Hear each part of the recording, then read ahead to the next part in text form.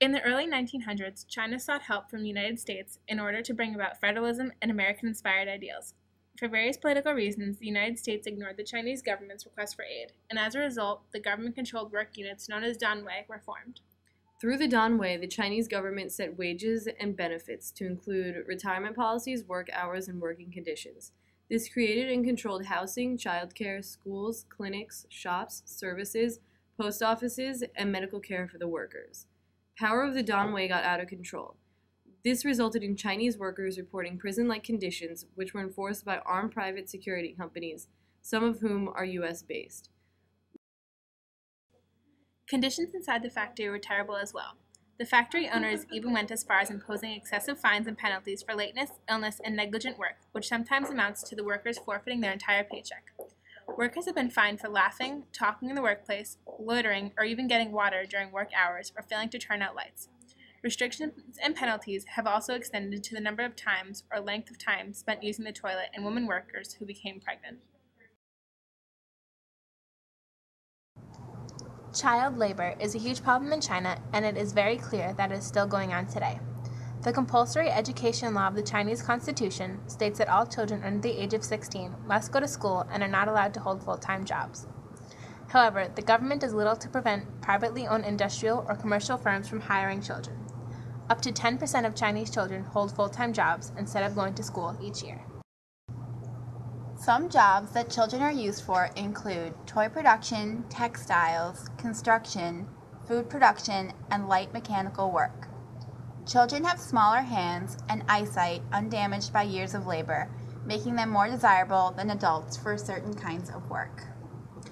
One of the biggest questions asked about child labor is how could parents let their children work under such bad conditions?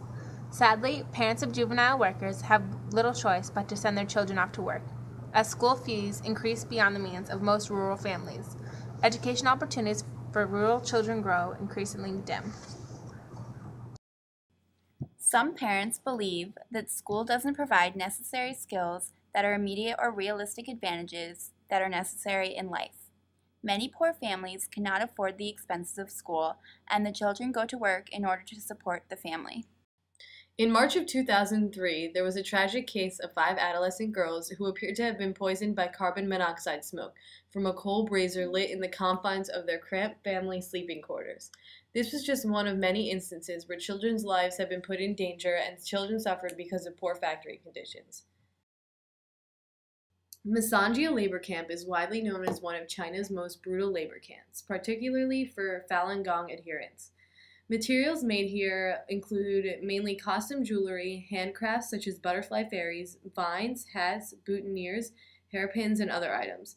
It has been in operation since 1957, and some 36,000 detainees had passed through there in its first 4 decades of operation.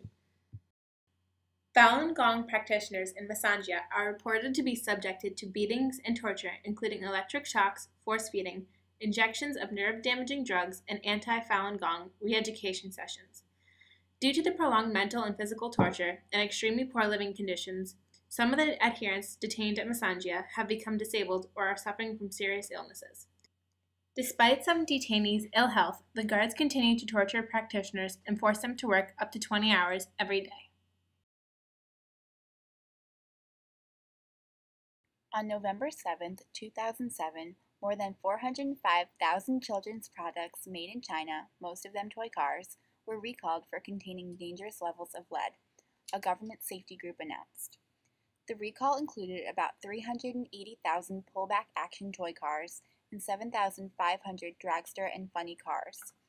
Other items include the Duck Family collectible wind-up toy, Dizzy Duck's music box, Robot 2000 collectible tin robot, and Winnie the Pooh spinning top. In July 2007, Hasbro recalled 1 million Chinese-made Easy Bake Ovens because young children put their hands into the oven's front opening and got their hands or fingers caught, risking entrapment and burn hazards. This following the partial amputation of a 5-year-old girl's finger. The company received 29 reports of children being injured this way. On August 1, 2007, Mattel recalled Sesame Street and Dora the Explorer toys because of lead levels in paint used. A few days later, 3.8 million toys based on Foster's Home for Imaginary Friends were recalled due to the same reasons as the previous toys.